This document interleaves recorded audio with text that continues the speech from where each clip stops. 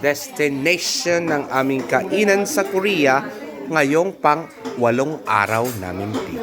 Wow, walong araw. Naka-live. Nine! Ang ribok ka mga Nine! Siyam na inibi! Alright, pang 9 days namin dito sa Korea. Sabi ko lang So, as usual, pero imbang sangyup ang aming kakainan ngayon. Walang natirang wall. Walang natira?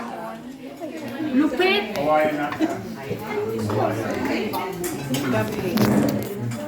Na video ito.